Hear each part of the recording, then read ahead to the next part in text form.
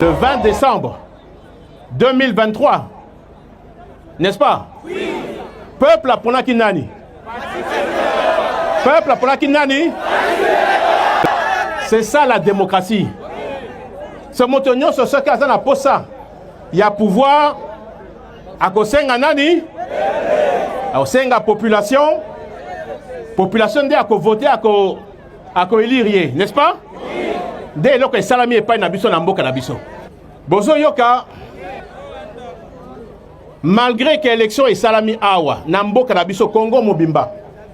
Mokonzi na mboka Félix Antoine Tshisekedi Tshilombo. Abima na combien de pourcents?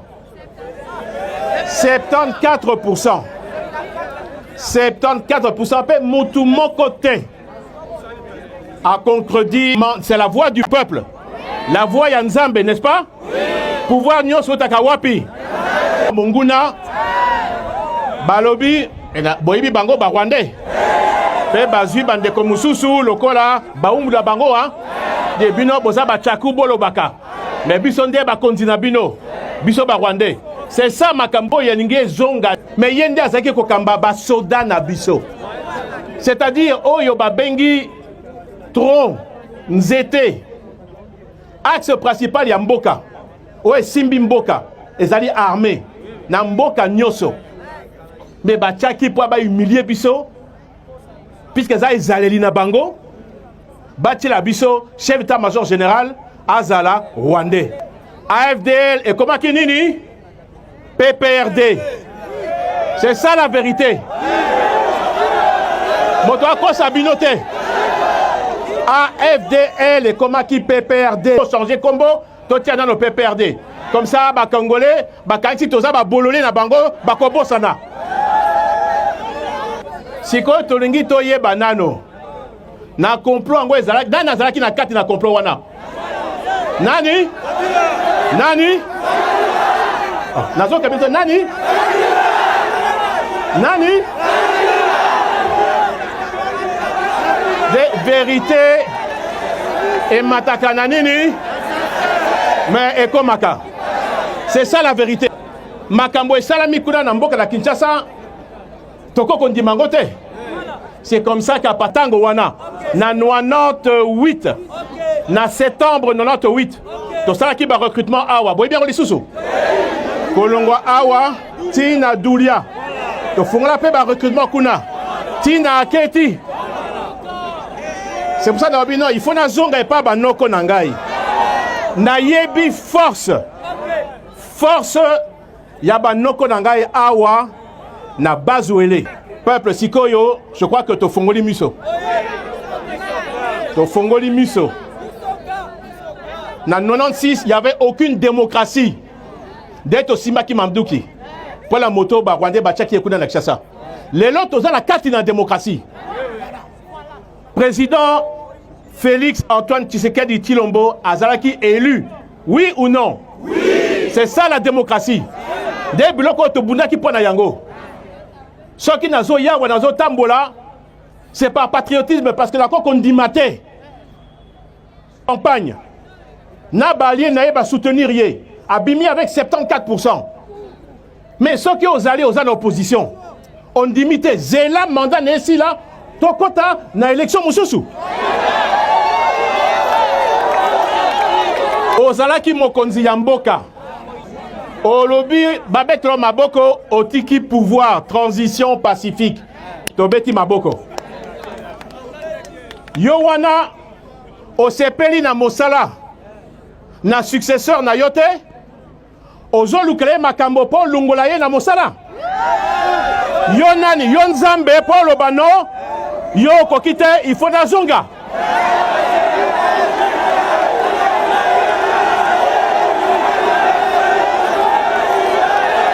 Baka ainsi que Congo oyo bozomona 2 345 000 mètres carrés. Hein? Baka ainsi ça butin de guerre. Yabango. A préféré sikoyo babanda siko kopesa manduki na bato ba yebani na pati ya Kinshasa pa batu mola mboka na biso ba de yeli susu mboka na biso ba violer ba maman bandeko na biso bana na biso ba piller bandako esika bazo kende bozo na sango ya Goma kuna sango ya Bukavu kuna tiko boma bato baza na hôpital ozala motema nini bongo bato ande bakoya pona bolamu na biso mais toyebi bango bayaka na 96 na 98 tomonaki bango te baza na respect moko pona biso te unité il faut ça na kati na mboka na biso pona nini parce que ceux qui boka division ezali boka bwani ezali nde esika monguna ko profiter po atia songi na kati na biso de bozoka kuna na bandundu batie ba songi wana entre bayaka na bateke zoka nde bazaka ka bato moko mais basu mayele babe eutaka na Rwanda wana pa bakabola biso tokota na jeu wana te tokota na jeu wana te tokokota na ba problème na kati na biso ezanga kate mais pour un intérêt na mboka pour na unité na biso tokota na ba division te c'est ça nzela oyo gouvernement mokonzi na mboka na koloba même communauté internationale a poni pour na soki bato balingi kosisa bitumba voilà nzela oyo ezali tracé président kenaki na Luanda na Angola il fallait akuta na mokonzi oyo azobunisa biso eloko nini leki kuna hein akimi parce que mokonzi amboka alingaki azala wana face à face ayoka ye armée parce qu'armée ezalaka organisée na ba unité à moke ba bengi section et l'année ensuite peloton après compagnie ti bataillon brigade division mais il faut ba yekola comment bitumba et les kaka il faut ba yekola comment ko diriger ba soda o ba bengi ba fantassin parce que yo commandant ce que sali erreur ba soda nyonso bakoko kufa mais so sali mayele okolonga et on baki non moyen ezate toki kotika mboka la biso ekende boite que Rwanda ya konyoko la biso c'est comme ça totika kinyo solo bibo s'il faut aussi manduki ce qu'il faut de kufa pas la école tokokufa mais nzamba battre biso ti lelo tozali awa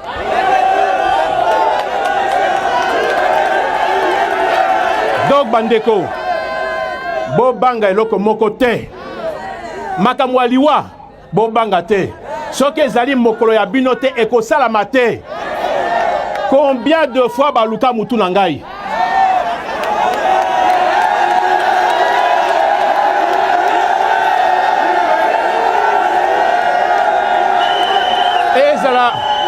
ezala na bapepo ezala na bachar na banduki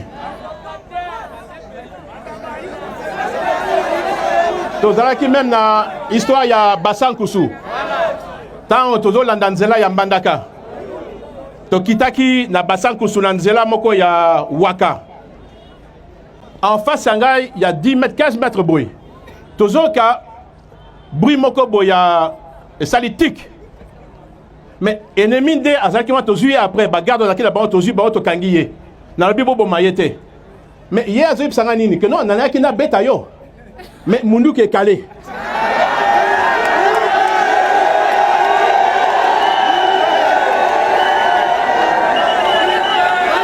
embi mwana Rwanda aza makasi ya koleka biso te wala mbondima na yebi bango na yebi technique ya combat na bango bato wana bakoko kabiso te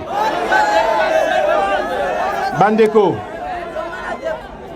nani ko ipsa bino boy bo banga eloko moko te oye koya na nzambe longo tokolonga na nzambe longo botika malamu nzamba batela bino merci. Une condamnation à mort est une sentence que notre Parlement ne peut pas accepter. Mais n'oublions pas que la République démocratique du Congo est un État souverain avec une justice souveraine. Et concernant cette tentative de coup d'État, la RDC a dû faire face à une atteinte grave commise à l'encontre de ses institutions démocratiques. De plus, M. Wando est condamné en première instance et vient de faire appel. Donc la justice congolaise n'a pas encore rendu son verdict définitif. Alors franchement, pourquoi ce Parlement se précipite-t-il pour s'ingérer dans une affaire judiciaire qui ne relève en rien de sa compétence?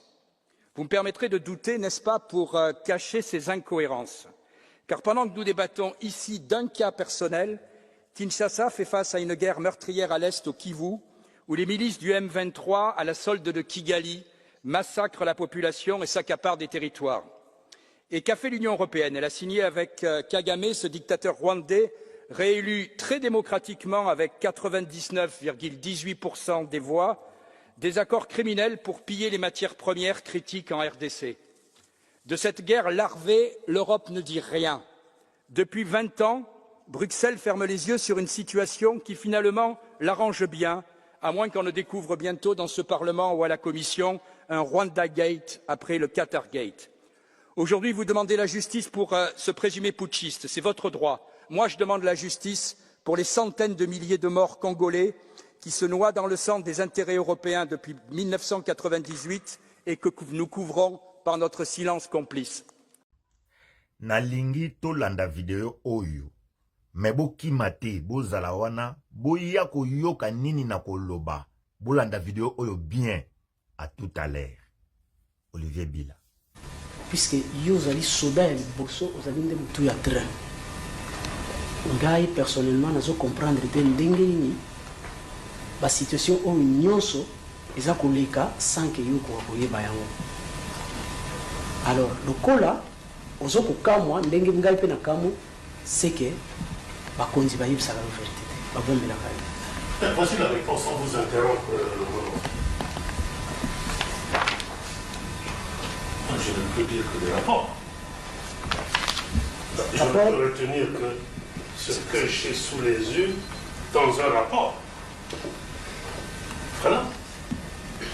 Pour nani maréchal de l'Obindemwana, tout le monde a lobby, nazaki na force terrestre, naza opérateur. Na koti pour natinda message na SETA, baya kozwa biso voyage ezali sous terre. Na koti kuna baninga na opérateur, na koti pe bazo transmettre message uti Goma Zoya, situation kuna eza malamu te. Mais na suka ya message kuna bazo komanini, moral cadre troupe être bon. Omoni pour vous dire encore une fois que bakonzi baza kokosa yo, baza koyebisa vérité te. O bango ba visaka to yebite. Mais situation générale na kati armée, ndenge moninga na nga lubaki vraiment armée et comment débrayer. Awa ndenge otelemi wana maréchal so balobi identifier biso awa okozana mwa problème pour na niveau tenir to lati eza conformité. Bibundeli na biso na force terrestre. Tozana bibundeli susu te. Est-ce que lelo soki bitumbe bimi force terrestre yo tiaka motema tokendaka na Togo à 86 et bundeli nini kuneza kuna maréchal obiso tokoko représenter yo to longola yo soni to bunda bitumba nyonso ata moko te to yokisa yo soni mais tuza komona eloko nini eza koleka na kati armée et kabwana maréchal armée et kabwana na éviter soki nani akabola armée yango mais biso tuza komona na miso mibale boki armée kabwana basusu baza malamu basusu Awa tozana époque ya Zaïre. Wana utoloba président Mobutu Sese Seko Ngbendu wazabanga. Na moma oyo guerre bandi na este kuna.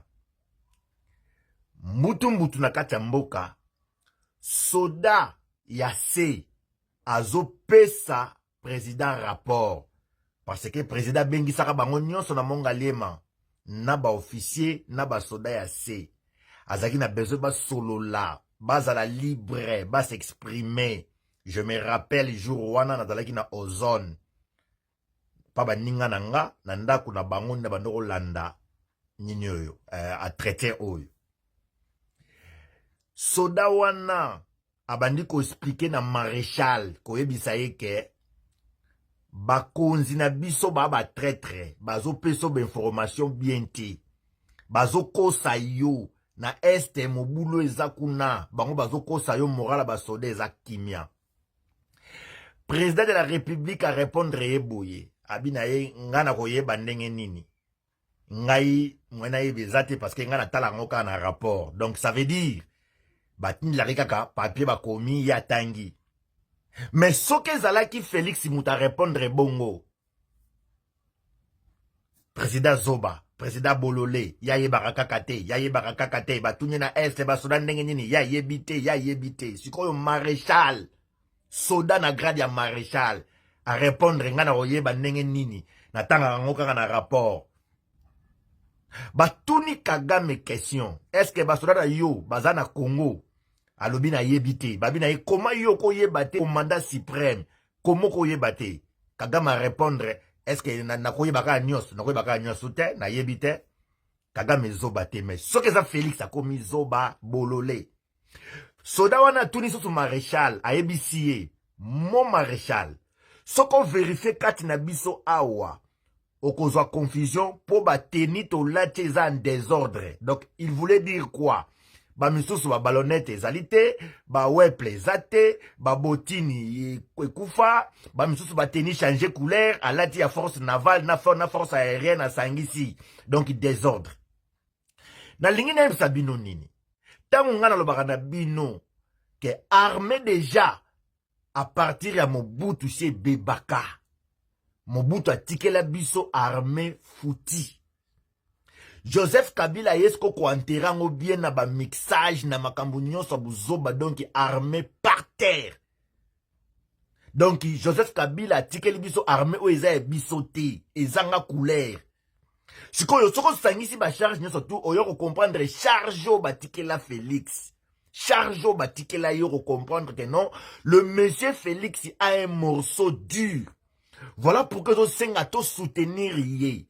Voilà pourquoi je senga basoda obo na front, ba oboza ba congolais, to oboza na muri ya mboka. Bo soutenir président. Mais président ngana na makambo koloba na yo ebele. Mais na kopesa yo secret moko. Omoni président ya civil azalaka te, po na okaka bolobaka ya za civil te, président civil azalaka te. Po toko komi président bako benga yo commandant suprême, il y a force armée. Donc ça veut dire soda ezalaka na formation ya mutu na formation physique. Teni ezalaka référence. Yo tango komi président de la République, au komi commandant suprême ya armée, donc ça veut dire babandi ko tangisa yo comment comprendre armée. Plus loin pe okoyeba ko utiliser arme. Donc oza soda président civil à Zalakate, parce qu'il faut diriger armée. Donc, au commis soda. Président, il faut aux na tableau na yo. Et là, on a pesa yo. Zalana tableau. Il faut oye ba nombre ba bataillon nyon so ba soda aux na classement. Il faut aux na contact ya soda moko ya se. Na tango bitumba président, azana moi secret na opesa no moko po ezebele. Soko benginga na kopesa mususu. Faut na contact na soda moko ya sefuta na bango contact ba konzi ba ko pesa ko kaka rapporter yo moko futa na ba numéro ba soda wana ozana ngo pene bele na listing na yo soko moni clarté oyebi na technique ndenge ni osola na bango ba pesa pe ba rapport oko vanda na bureau te ozwaka ba rapport ndenge maréchal aucho ba yango ba kosaye na pesi yo moko mon président. Yoka message oyo zala na telefone ya likili moko o azana kata ba bataillon nyonso tout zana liste na ona tableau oui peut-être non na côté ya Goma bataillon tel eza dirigé na mutu tel ona soda moko ase o akopesa so rapport côté kuna ya Kivu ozana bataillon tel ya commandant nani zo diriger tout wana foza na ona tableau pena boye ona tableau lokola arbre géologique Ozana ngo pena wana. Ah, mon président. Ah, ti. Bato ba osakana na yo, hein. Bato ba osakana na yo. Franchement. Benga. Na lingina bakso loko moko président. Na yebi Congo bien Congo eza pena construite eza bazamba. Comment on peut expliquer bataillon moka ba soda na ba mituka ya ba ennemi et witi na ville oyo et traverser zamba plus de 100 km 60 km et comme na ville mususu ba botoli yango na trajectoire wana sans sukoye monango sans ba drone monango Et ça pratiquement impossible, mon président. Ce qui contrôle les alités. Mais, konzinde mutu basala kabongo. O suko yeko matate, tenza malamute, koto babisi bango boleka. Allez, tant bon comme balé, pemi, tant bon mata sukoi, pesi sukoi trajectoire à ma béque, le beta bombe côté kuna. C'est impossible, président. Olongwe penam banzangungu. Okende ti sonabata zamba. Mais il faut pas mon abango na sukoi. Kuba le granenge ni batambu la rabi, bali mwaka. Président Lamouka. Lamouka, président. Pour les autorités congolaises, Kigali s'est servi de cette opération militaire pour exfiltrer des éléments de soutien aux rebelles, craignant des sanctions de l'ONU. La RDC a récemment demandé au Conseil de sécurité des Nations Unies de prendre des sanctions contre le ministre rwandais de la Défense et deux hauts responsables militaires pour leur soutien à la mutinerie à l'est du pays. Selon Kinshasa, la publicité rwandaise autour de ce retrait a comme objectif d'entamer la confiance du peuple congolais envers ses dirigeants. Mais c'était faux! Ils accusent les ministres rwandais. Regardez, ils sont là en train de s'échanger. Les Rwandais en train de porter l'uniforme de l'armée congolaise. On vous a manipulé comme des moutons. Regardez ce qui arrive avec Kabila. Ça, c'est quoi ça? Et le peu d'explications des autorités congolaises sur la présence des forces rwandaises dans l'est du pays alimente la rumeur. Certains accusent la RDC d'avoir conclu un accord avec son voisin. Les forces spéciales rwandaises ont d'ailleurs franchi la frontière dans les uniformes des FARDC. Ça, c'est un général. Non, même pas honte. Ils voyaient le Congo comme pour eux. Kabila leur a donné le Congo. Il faut vous en akanda. Même quand quelqu'un vient vous parler que non, Kabila va rentrer en 2028. Mais il faut avoir une tête pour nous dire des bêtises comme ça. Bien aimé, pouvez-vous quand même aimer la vidéo? Partagez. J'aimerais voir les emojis. J'aimerais voir que nous sommes forts et unis. Les gens échangeaient l'uniforme. Voilà ton uniforme à Congo. Kabila était président. Vous nous dites que non. Alors qu'on sort en 2028. Tu es fou. Yo, Zali Boma. Yango wana, bota le binomoko, hein. Yango wana. Avant de les échanger rapidement pour ceux de l'armée rwandaise une fois sur le sol. Pour ceux de l'armée rwandaise une fois sur le sol. À RDC, avant de les échanger rapidement, corps avec son voisin. Les forces spéciales rwandaises ont d'ailleurs franchi la frontière dans les uniformes des FARDC avant de les échanger rapidement pour ceux de l'armée rwandaise une fois sur le sol. On one side, it's being accused by the government of the DRC. D'un côté, le Rwanda est accusé par le gouvernement de la RDC d'alimenter la rébellion, mais de l'autre, le gouvernement de la RDC ne dit pas à la communauté internationale, dont les Nations Unies, que les Rwandais étaient des partenaires pour assurer la sécurité du pays. Ils ne disent pas qu'ils étaient des partenaires. Les Rwandais, ils étaient au Congo, Lukuta, ils étaient des partenaires. Aucun Rwandais n'est mouru à l'Est. Lelo avec Tshisekedi. Ils sont en train de recruter les jeunes au Rwanda aujourd'hui. Mobutu, Bazate, Baosila. Le Kabila est en train d'envisager de rentrer en 2028.